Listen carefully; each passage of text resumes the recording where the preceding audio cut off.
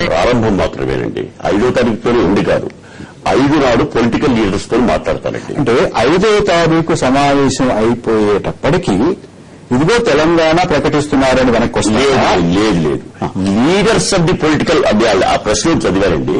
నేను చదివిన press note లో ఏముందంటే 3 లైన్స్ ఉందండి. అందులో మొట్టమొదటి ఇవాళ బంద్ చాలా సాటిస్ఫాక్టరీగా అయినందుకు యూనియన్ గవర్నమెంట్ తన హ్యాపీనెస్ ప్రకటించింది. రెండవది ఫాలోయింగ్ ది స్టేట్మెంట్ ఆఫ్ 23 23 దానికి ఆ తర్వాత కంటిన్యూషన్ అనుకోండి, దానికి ఇది కంటిన్యూషన్ కొనసాగింపుగా ఇప్పుడు 8 పార్టీలు అంటే గుర్తింపు పొందిన 8 పార్టీల శాసనసభలో ప్రాతినిధ్యం ఉన్నటువంటి పార్టీ లీడర్స్ తాజాటి మరి ఇప్పుడు జయప్రకాష్ గారు కూడా ఒక శాసనసభలో ఉన్నారు, కానీ వారి పార్టీకి ఉంటుందని అనుకోడు. అయితే గుర్తింపు పొందిన లీడర్కి కాదనుకుంటున్నాను. గుర్తింపు పొందిన పార్టీ 8 పార్టీలు అయింది. మరి 8 అని రాశారు. 8 పార్టీలు 8 పార్టీల లీడర్స్ అన్నాడు. లీడర్స్ ని ఢిల్లీకి 5వ తారీఖు నాడు పిలుస్తున్నాము. చిదంబరం గారు దీన్ని లెటర్ పంపుతారు. అంటే పంపుతారు, ఇప్పుడు పంపే ఉంటారు బహుశా. అంటే ఫస్ట్ ఎజెండా మీరు అనేక సంవత్సరాలు కేంద్ర ప్రభుత్వం పనిచేశారు. రకరకాలైనటువంటి సమావేశాలు, అఖిలపక్ష సమావేశం జనం గురించి కానీ మరో దాని గురించి కానీ జరిగినటువంటి సమావేశాలు మీరు చూశారు కదా. ఎజెండా మామూలుగా సర్వసాధారణంగా ఇటువంటి వాటికి ఎజెండా ఎలా డ్రాఫ్ట్ చేస్తారు? ఎజెండా ఏం చేస్తారంటే ఫస్ట్ లో ముందు చెప్తారండి, ఎక్స్పెక్ట్ చేస్తారండి ఇలా జరిగింది. అదే బ్యాక్గ్రౌండ్ ఎవరు అధ్యక్షత వహిస్తారు? చిదంబరం గారే, హోంమంత్రి చిదంబరం గారే.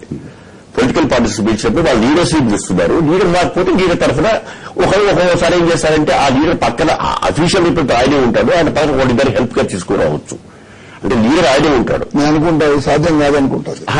ఇక్కడ ఏం చేస్తారంటే అది మామూలుగా జరిగేది ఏంటంటే ఎవరిని కూడా ప్రతి పొలిటికల్ పార్టీ వాళ్ళు పిలుస్తారండి.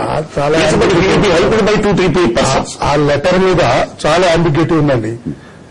పార్టీ పొలిటికల్ పార్టీస్ అన్నారంటే లీడర్స్ అని కూడా లీడర్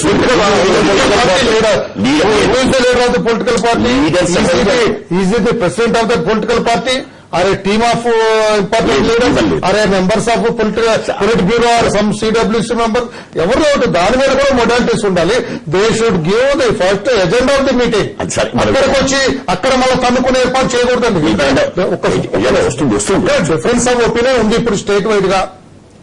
ఇక్కడ బంద్ జరిగితే అక్కడ బంద్ జరుగుతుంది, ఇక్కడ ఫేవరబుల్కి వస్తే అక్కడ నెగిటివ్ వస్తుంది, అక్కడ ఫేవరబుల్కి వస్తే ఇక్కడ నెగిటివ్ వస్తుంది. ఈ నేపథ్యంలో మీటింగ్ పిలుస్తున్నాము రండి అన్న ఒక్క మాట సరిపోదండి. The central government should clearly the agenda. అలాగే రేపు ఎల్లుండి ఈ రకమైన వివరాలు మీరు అడుగుతున్న వివరాలు కూడా రావచ్చు కదా బయటికి. అది వచ్చిన తర్వాత దాని మీద చర్చ. ఇప్పుడు మా పార్టీ ఉందండి, దాని మీద మన చర్చ జరగాలి. ఇప్పుడు అధ్యక్షుల వారు ఒక్కళ్ళగా పొలిట్ బ్యూరో ఉంది, ఇంపార్టెంట్ లీడర్స్ అధ్యక్షుల వారు కూర్చొని ఇలా ఉందని అనేది వివిధ ప్రాంతాలకు చెందిన నాయకులందరితో ఇందాక మా పెద్ద అని చెప్పినట్టుగా చర్చ జరగాలి. దాని మీద కూడా అలా చేస్తారని ఇప్పుడు ఒక్కళ్ళైతే నిర్ణయం తీసుకునేది కదండి. మాకు పార్టీకి ఒక పొలిట్ బ్యూరో ఉంది. మాకు మా అధ్యక్షుల అధ్యక్షతను పొలిట్ బ్యూరో జరుగుతుంది. దాని మీద ఎజెండా ఇది ఉంది. ఈ ఎజెండాకి అనుకూలంగా ఏం చేయాలి. హైదరాబాద్ ఢిల్లీ వెళ్ళినప్పుడు నేను ఏం మాట్లాడలేదు ఆయన కూడా మీరు కూడా ఇటువంటి ప్రభుత్వం ఉన్నప్పుడు కేంద్ర ప్రభుత్వంలో ఉన్నప్పుడు చూశారు. అంటే ఇలా అనుకోవచ్చా, మొత్తం 8 పార్టీల నాయకులు ఒకవేళ ఇందాక విజయసాగరరావు చెప్పినట్టుగా ఒకరిని సహాయకులుగా కూడా తీసుకెళ్లొచ్చు. వాళ్ళందరినీ కూర్చోబెట్టి అసలు మన చర్చ, మన సంప్రదింపులు అనేటటువంటి ఎలా చేసుకుంటే బాగుంటుంది అని ఒక 2-3 గంటలు దీని గురించి విధి విధానాలు ఎలా ఖరారు చేసుకోవాలనే చర్చ ఉంటుందా? ఉండే అవకాశం ఉందా? ఒకటి ఉందండి. 23 తారీఖు నాడు చేసిన ప్రకటన ఏదైతుందో అదే మెయిన్ ఎజెండా ఉంటుంది. దానిపైన ఇదివరకు మొదటి 9వ తారీఖు నాడు చేసిన ప్రకటనలో రాజకీయ పార్టీలు ఒప్పుకొని అసెంబ్లీలో కానీ బయట ఆల్ పార్టీ మీటింగ్ లో కానీ కాంగ్రెస్ లెజిస్లేచర్ పార్టీలో కానీ ఒప్పుకున్న తర్వాత రాజకీయ పార్టీలు యూటర్న్ అయినాయి. దాని మీద ఏంటంటే మళ్ళా రాజకీయ పార్టీలు మీరు చర్చించుకొని మీరేదో అభిప్రాయానికి వచ్చి ఈ సమావేశంలో మీ పార్టీల యొక్క అభిప్రాయాలు ఏమిటి అనే విషయాన్ని విశదీకరించమని అడుగుతారు. నేను ఇప్పుడే చెప్పినట్టు మీకు కొంచెం మొన్న 7వ తారీఖున జరిగిన సమావేశం గురించి ఒకసారి మనం మాట్లాడుకుంటే ఇటువంటిది 7వ తారీఖున ఇక్కడ రాష్ట్ర స్థాయిలో జరిగింది. రాష్ట్ర స్థాయిలో జరిగినప్పుడు సిపిఎం కాదంది, సిపిఎం నెగిటివ్ చెప్పారు. ఎంఐఎం మేము ఆలోచించుకోవాలి. సిపిఎం కేంద్రం మీద పెట్టింది. ప్రజారాజ్యం సరే అండి, తర్వాత మార్చుకుంది. ఇప్పుడు వీళ్ళు కాదు అని అంటారు. ఒకటి సిపిఎం కాదు అని అంటుంది. ఎంఐఎం కూడా బహుశా మళ్ళీ మేము ఆలోచించుకోవాలి అని అనొచ్చు. సిపిఎం మా కేంద్ర పార్టీ ఇలా చెప్పింది అని చేత మేము దీనికి మేము అనుకూలంగా లేవు. కేంద్ర పార్టీలో కూడా రెండు అభిప్రాయాలు వచ్చాయి. అంచేత మళ్ళీ వీళ్ళందరూ కలిసి, తెలుగుదేశం కూడా వీళ్ళందరూ కలిసి మళ్ళీ మాకు సమయం కావాలి, మేము విస్తృతంగా మా వివిధ ప్రాంతాల్లో మీరు చర్చించి కానీ మళ్ళీ మేము ఏ విషయం చెప్పలేము అనేటువంటి అవకాశం ఉందా? లేదు 5వ తారీఖునే కరాఖండిగా అన్ని పార్టీలు కూడా ఇదిగో మేము దీనికి అనుకూలమా ప్రతికూలమా లేకపోతే ఏమిటని చెప్పేసేటువంటి అవకాశం కనపడుతుంది. మీకు ఎలా అనిపిస్తుంది? ఒకటి ఉందండి, నాకేమనిపిస్తుందంటే 5వ తారీఖు నాడు పోయిన సమావేశంలోనే అన్ని రాజకీయ పార్టీలు వారి మధ్యలో చర్చలు జరుపుకొని ఒక అభిప్రాయానికి వచ్చి అక్కడ పోవలసి ఉంటుంది.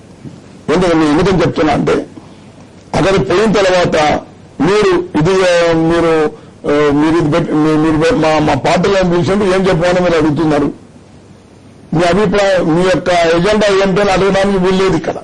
ఎందుకంటే 23వ తారీఖు ప్రకటన చేసినటువంటి ఎజెండా మీదనే చర్చ.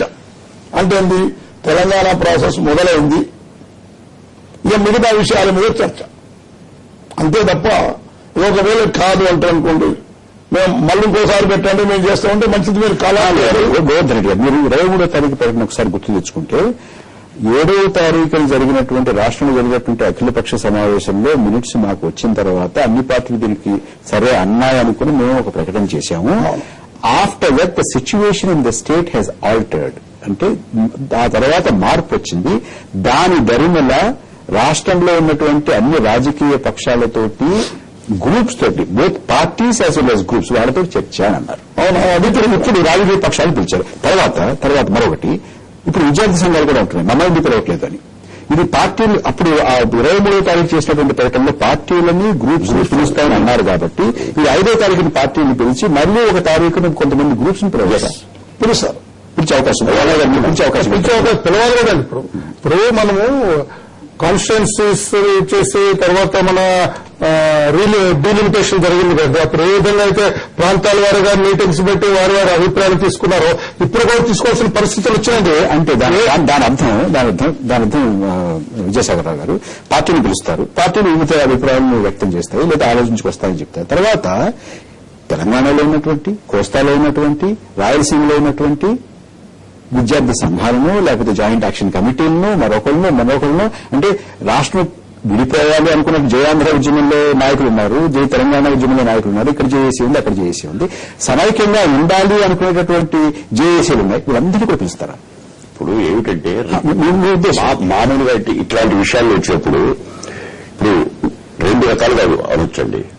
ఇది అనుకోవటం సరే, చాలా మంది అసలు తెలంగాణని ఇవ్వకూడదండి, సమైక్యంగా ఉండాలి అంటే ఓకే, మీ అభిప్రాయం మీరు ఏది వాళ్ళని కూడా పిలిచి వింటారా?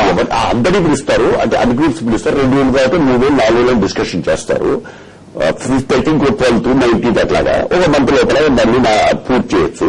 అయితే 2 రకాలు వెళ్తారు మామూలుగా ఇట్లాంటి విషయాలు ఇస్తారు. విజయసాగర్ ఒక్క క్షణం మనకు చిన్న విరామం తీసుకోవాలి. విరామం తర్వాత ఎవరెవరు పిలుస్తారు, ఎవరెవరు భావాలు వింటారు, అందులో ఉన్నటువంటి గ్రూపులు ఎవరు, పార్టీలు ఎవరు, అవి కూడా చర్చిద్దాం.